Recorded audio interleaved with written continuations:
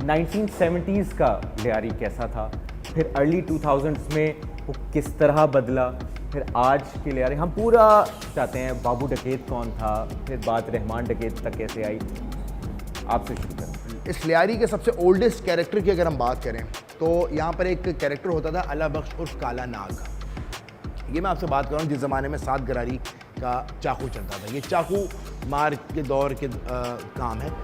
काला नाग बड़े लोकल से गैंगस्टर्स, ये सारे लोग देखिए उस ज़माने में बदमाशी होती थी, पॉलिटिकल इन्फ्लुएंस होता नहीं था बदमाशियों में, तो यही चीज़ अगर हम उसकी बात करें तो यही हमें नज़र आया था।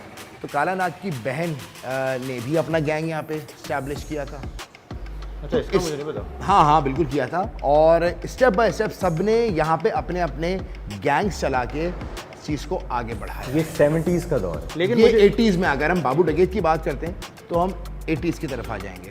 और ये वही है रहमान डकैत के चाचू को इसने मारा था बाबू। जी हाँ, अगर हम इसको करंट या कुछ 1 दिहाई कबल या 2 दिहाई कबल की हिस्ट्री में लेंगे तो फिर रहमान डकैत के जो चचा, जिसको वो अपने वालिद के बराबर मानता था, रहमान अब्दुल रहमान बलोच उर्फ रहमान डकैत, वो उसको उसका कत्ल में, उसके चचा के कत्ल में इसी बाबू डकैत का हाथ था। और उसके बाद में एक जिरगा हुआ था, और ये बड़ी फिल्मी कहानी है। एक जिरगा हुआ, उसके बाद में रहमान के बड़ों ने उस खून को माफ़ किया। जिस वक्त अगर हम बाबू डकैत की बात करें, जिस बाबू डकैत ने पुलिस को चैलेंज करके जो डकैतियाँ करता था या जो भी अपने क्राइम का काम करता था, तो उस वक्त कोई भी उसको क्वेश्चन करने वाला नहीं था, कोई पकड़ नहीं पा क्वेश्चन करना था, पकड़ने वाला कोई भी नहीं था। अफसोस जब वो पकड़ा गया तब वो बूढ़ा था और उसको वो पैरालाइज था, फालिज़ादा था। और ये आपकी बाद में ही बात पकड़ा कर गया। रहे हैं। मैं बाबू डकैत की भी सिर्फ बात कर रहा हूँ, हम आगे नहीं बढ़ रहे।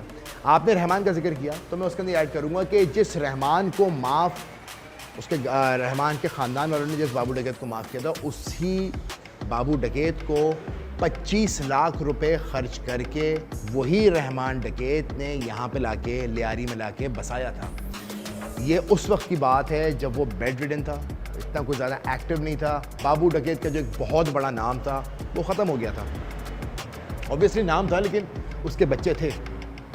और फिर इसके बेटे ने एंट्री की लियारी में गैंग बनाने। हालांकि बाबू डकैत इस फेवर में नहीं था, क्योंकि जो इनका फ़ैसला हुआ था उसमें ये चीज़ फाइनलाइज हुई थी कि आप लियारी के जो गैंगस्टर अफेयर्स हैं उसके अंदर स्टेप इन नहीं करोगे। लेकिन इसके बेटे ने, बाबू डकैत के बेटे ने उसके अंदर स्टेप इन किया। बाबू डकैत के और भी बहुत सारे साथी थे, जिसके अंदर मजीद स्पीड इसका बड़ा सर फहरिस्त। इसके बारे में थोड़ा सा बताएं, मजीद के बारे में। मजीद स्पीड, देखिए मेन जो हेड था वो बाबू डकैत था, मजीद स्पीड इसी का साथी था, और उसको भी गैंग वॉर की लड़ाई में रहमान वालों नहीं। अच्छा, just to extend the conversation, Majid speed के बारे में लियारी में ये बात मशहूर है कि जो प्रॉपर वायलेंस है ना, यानी गन वायलेंस है, अगवा बराए तावान के लिए बंदों को काट पीट करना, मारना, ये मजीद स्पीड ने लियारी में शुरू और किया ये था। चाकू से गन तक जो है 80s में चाकू वाला एरा खत्म हो गया था। एक और बाबू बाबू छोटे छोटे लेवल पे रहा हो तो रहा हो, बट मेनली सारे गनों पे आ गए थे। अब हम 80s में आ गए। अच्छा, मैं लेकिन एक कैरेक्टर बताऊं, ये बाबू डकैत की जो इमर्जेंस है, इसके ऊपर एक हमारे अंग्रेज़ी अखबार ने एक पूरी स्टोरी की थी बाबू डकैत के ऊपर, और उसके मुताबिक बाबू डकैत के क्रिमिनल जो एंट्री थी वो बचपन में इस तरह हुई थी कि वो फुटबॉल मैच में, क्योंकि everyone was footballer, Rahman played football as left back, Arshad Pappu played football as centre back, अच्छा, बाबू डकैत वाज अ मिडफील्डर। तो बाबू डकैत वाज ईदर मिडफील्डर और in defence, so there was a fight with in during the match. आमने सामने जब लोग, तो जो सामने वाले जो बच्चे के घर वाले थे या कुछ थे, उन्होंने पुलिस में रिपोर्ट कराई। अब ये भागता भागता पुलिस से जो है वो एक फुटबॉल मैच के चक्कर में ये बाबू डकैत बना, यानी ये मैच खेलते हुए जो पुलिस से भागा है। आसान अल्फाज में बाबू डकैत और रहमान डकैत, क्योंकि रहमान डकैत एक कैरेक्टर है जो सबको जोड़ है।